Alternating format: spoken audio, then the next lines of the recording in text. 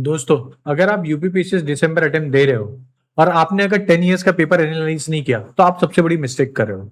आज मैं इस 10 इयर्स के पेपर को एनालाइज करके आपको ये बताऊंगा कौन सी बुक पढ़नी है, कैसे पढ़नी है, कितनी पढ़नी है। स्पेशली ये वीडियो उनको हेल्प करेगा जो अभी शुरुआत कर रहे हैं। दूसरा, वो उनको हेल्प करेगा जो काफी साल से दे रहे हैं मगर उनको समझ में नहीं आ रहा है।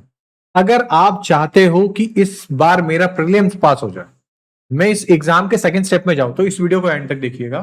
इसी के साथ में अगर आपका अच्छा सपोर्ट रहता है, बिलीव मी, मैं ऐसे वीडियो लेके आऊंगा जो कोई नहीं बनाता, मगर मुझे आपका सपोर्ट चाहिए। इसलिए जितना हो सकता है इस वीडियो को शेयर और सब्सक्राइब जरूर कर दीजिएगा और लाइक तो करके ही जाइएगा। ओके, चलिए सबसे पहला हम बात करते हैं यूपीपीसीएस प्रीलिम्स पैटर्न की। एक तो रियल एनालिसिस कैसे करनी है। पहली चीज, करंट अफेयर का वेटेज अब इंक्रीज हो रहा है। यूपी स्पेशल भी इंक्रीज हो रहा है। क्यों? क्योंकि अब यूपी स्पेशल का ऑलरेडी 2 पेपर आ चुका है, इन्वायरमेंट एंड इकोलॉजी, इसी के साथ में इकोनॉमिक स्कीम और हिस्ट्री और ज्योग्राफी। ये जो आपको दिख रहे हैं ना, 2 2 4 1 5, ये 5 चीज अभी करंटली ट्रेंड के हिसाब से बहुत ज्यादा इंक्रीज होने दिख गए हैं। पहले ऐसा नहीं होता था। पहले ये सबके बहुत कम कम क्वेश्चन है, ये यूपी स्पेशल के 2 या 3 क्वेश्चन आएंगे। करंट अफेयर ऑलरेडी हमेशा से ही ज्यादा आया है, लेकिन इन्वायरमेंट इकोलॉजी बहुत कम आता था। इकोनॉमिक्स के 2 या 3 क्वेश्चन आते थे। हिस्ट्री ज्योग्राफी के स्टिल आते थे, ऐसा नहीं कि नहीं आते थे, मगर अब इन बीच में स्पेशली मैं बात करूं तो ये 3 की, यूपी स्पेशल, इन्वायरमेंट और इकोनॉमिक्स, ये तीनों की सबसे ज्यादा आने लग गए हैं। अब एग्जाम स्ट्रक्चर क्या, मेजर सोर्स क्या बना है। पहला बात तो आपको सबको ये पता है कि जीएस पेपर 1 150 क्वेश्चन आते हैं, जिसमें 200 मार्क्स का होता है। सीसेट होता है 100 क्वेश्चन का और 200 मार्क्स का होता है। 33% लाना रहता है, क्वालिफाइंग रहता है ये मार्क्स। तो यहाँ पे पूरा आपको दिया गया है। तो 2018 सिंगल जीएस पेपर हुआ करता था। 2018 के बाद 2 पेपर एनालिसिस आया। 2018 के बाद आया ये जीएस और सीसेट, यूपीएससी वाला पैटर्न लिया। फिर 2018 से 22 से स्टेबल हुआ करंट अफेयर और इन्वायरमेंट, ये धीरे धीरे बढ़ने लगे कि 2018 और 22 के पेपर में आपको दिखने लगा कि अब इन्वायरमेंट के क्वेश्चन दिखने लगे थे, जैसे सस्टेनेबल डेवलपमेंट के क्वेश्चन आए थे। ये डायरेक्टली बहुत इजीली क्वेश्चन जो आपको सामने से दिखने लग गए थे। 2023 के बाद से जब यूपी स्पेशल ऐड हुआ तो यूपी के क्वेश्चन दिखने लग गए और 2024-25 में दिखने लग गया ट्रेंड कि अब यूपी के भी क्वेश्चन हमारे जो प्रीलिम्स के पेपर है उसमें इंक्रीज हो गया। ये पूरा एक पैटर्न दिखने लगा। कॉम्प्रिहेंसिव सब्जेक्ट वाइज डेटा क्या आ रहा है, तो अब आपके सामने ये पूरा डेटा मैंने खोल दिया। तो आप ये देखिए हिस्ट्री का, ठीक है। अब यहाँ पे देख रहे हो हर बार 20 के ऊपर है, 2025 को छोड़ के और 2022 को छोड़ के। आपने इधर एक पैटर्न एनालाइज किया कि 2 साल का गैप इधर है, इधर भी 3 साल का गैप है, तो थोड़ा सा पैटर्न हिलता है। लेकिन एवरेज कितना क्वेश्चन है? 21। अब आपको यहां पे सिर्फ इतना देखना है कि कौन सा सब्जेक्ट मैं पढ़ लेता तो मेरा एग्जाम निकल जाता। पहला क्या है? हिस्ट्री। दूसरा क्या है? ज्योग्राफी। तीसरा क्या है? आपका करंट अफेयर। ये 3 ही अपने आपने पढ़ लिया तो कम से कम तो 63 क्वेश्चन नेट करेक्ट हो जाते थे। रेस्ट आपको कितने पे मेहनत करना है? 30 पे या 40 पे, ठीक है। 30 से 40 के बीच में मेहनत करनी। लेकिन मैं जितना बोल रहा हूं क्या उतना आसान है? नहीं, बिल्कुल नहीं आसान है। ये एक ऐसा मैथ्स है जो ज्यादातर लोग कंफ्यूज हो जाते हैं।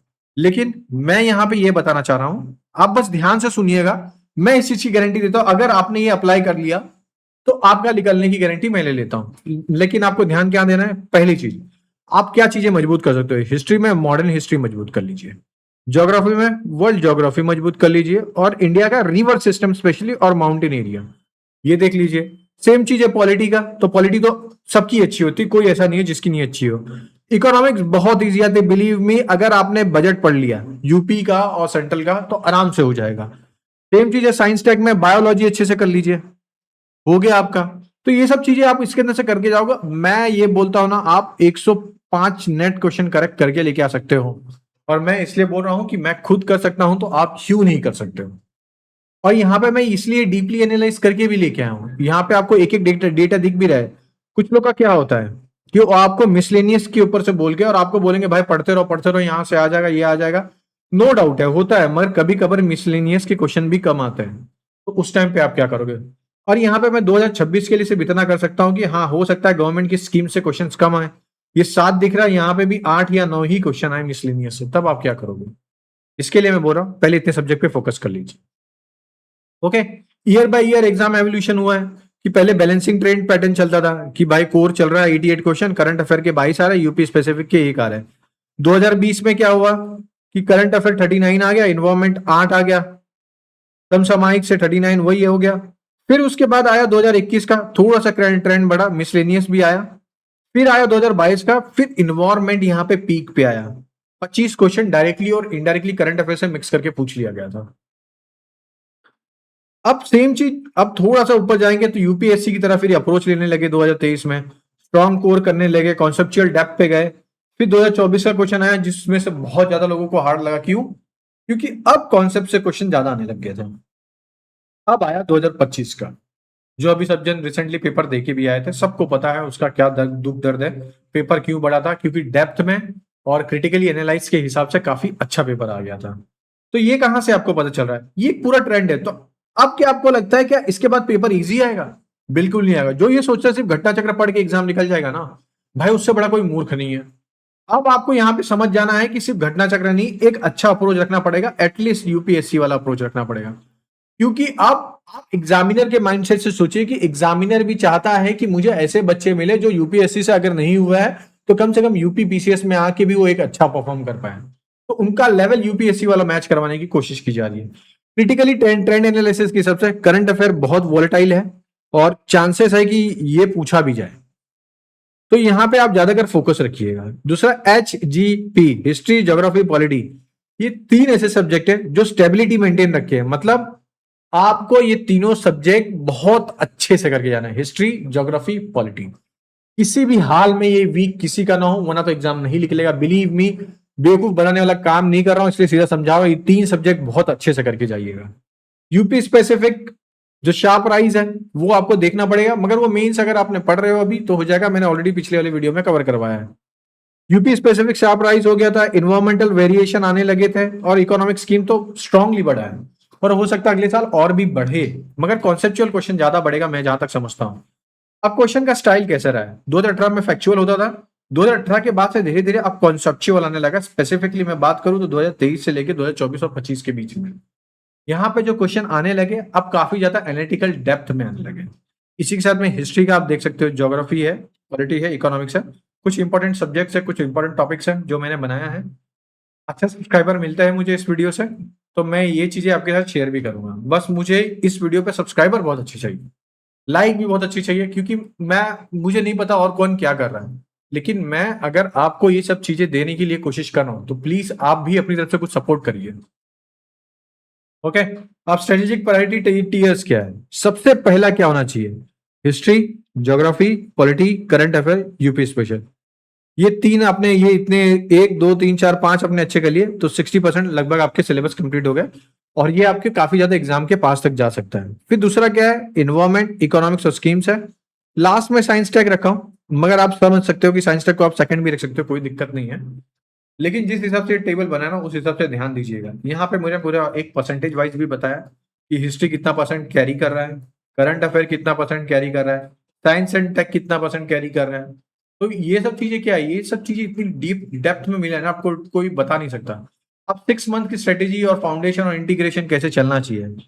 तो पहली बात तो आप हिस्ट्री के एनसीईआरटी अच्छे से पढ़ लिए, 6 से मत पढ़िए, या तो 10th से लेके 12th तक की पढ़ लीजिए। ये एटलीस्ट ये 3 ईयर्स 3 स्टैंडर्ड की पढ़ लीजिए।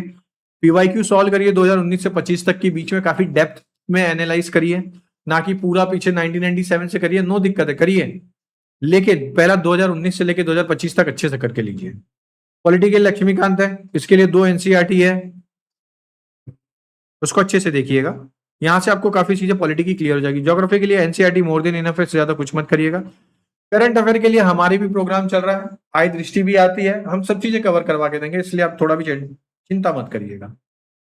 6 मंथ की मोटा मोटा मैं एक स्ट्रेटेजी बता देता हूं। पहला चीज है कि अभी से हफ्ते में एक मॉक देने की कोशिश करिए। दूसरी चीज है पीवाईक्यू का बहुत डीपली एनालाइज करिए, ये आपको मदद करेगा।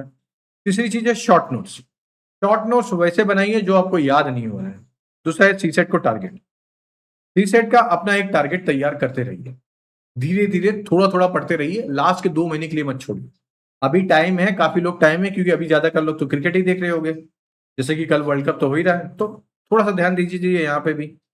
हाई एंड फोकस एरिया पे देखिए कि कहाँ पे सबसे ज्यादा पूछे जाने की, जैसे HPG मैंने बताया था आपको, तो ये सब चीजों में सबसे ज्यादा फोकस करिए। करंट अफेयर अच्छा रखिए। कंप्लीट रिकमेंडेशन रिसोर्सेज क्या है हिस्ट्री के लिए, ऑलरेडी मैंने बता चुका हूं, वो मैं नहीं बताऊंगा। 10 क्रिटिकल मिस्टेक्स टू अवॉइड क्या है? पहला, इग्नोर यूपी स्पेशल नहीं करना है, सीसेट को इग्नोर नहीं करना है, कोचिंग के ऊपर पूरा डिपेंड मत हो जाइए कि जब उन लोग लाएंगे तभी मैं कर लूंगा। लास्ट ईयर में ये सर आए थे फलाना और ये सर ने पूरा करंट अफेयर का रिवीजन करवा के दे दिया था मैराथन के थ्रू पे, इसके भरोसे मत बैठिएगा। स्टैटिक करंट अफेयर इम्बैलेंस मत करिएगा, स्टैटिक अच्छे रखिएगा, फिर भी करंट अफेयर भी आपका अच्छा, दोनों अच्छे रहने चाहिए। पूरा अटेम्प्ट की स्ट्रेटेजी अच्छी रखिए, टाइम मैनेजमेंट अच्छा करिए, एग्जाम लिख लेगा बराबर। ये 10 मिस्टेक्स के ऊपर मैं ऑलरेडी 1-2 महीना पहले बात कर लूंगा, कोई दिक्कत नहीं रहेगा।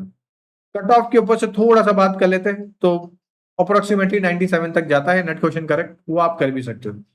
फ्यूचर ट्रेंड प्रेडिक्शन, ये मैं बहुत इंपॉर्टेंट है, इसको आप बहुत अच्छे से देखिएगा। पहली चीज है यूपी स्पेसिफिक स्टेबलाइजेशन आना चाहिए। इकोनॉमिक स्कीम पे फोकस करिए, मैंने यहाँ पे कुछ लिखा भी है, करंट अफेयर्स पे ज्यादा, फिर इन्वायरमेंट है, एचपीजी है, एप्लीकेशन शिफ्ट है, स्कीम डोमिनेंस है, और इंडियन यूपी लिंकेजेस है, और सीसेट डिफिकल्टीज है। अगर मैंने जितनी चीज बोली, अगर आपने इतनी चीज फोकस कर ली, तो मैं इन चीजों का गारंटी देता हूं कि आपका एग्जाम आराम से लिख लेगा। लेकिन अगर आपने इन चीजों को इग्नोर किया तो फिर आप कोई नहीं बचा सकता। अगर पीडीएफ चाहिए तो लाइक शेयर सब्सक्राइब जरूर करिएगा, और हमारे टेलीग्राम चैनल पे ये मिलेगा, 1 से 2 दिन के बाद मिल भी जाता है। ओके दोस्तों, लेकिन इस वीडियो पे मुझे सब्सक्राइबर चाहिए। ओके दोस्तों, चलिए, जय हिंद।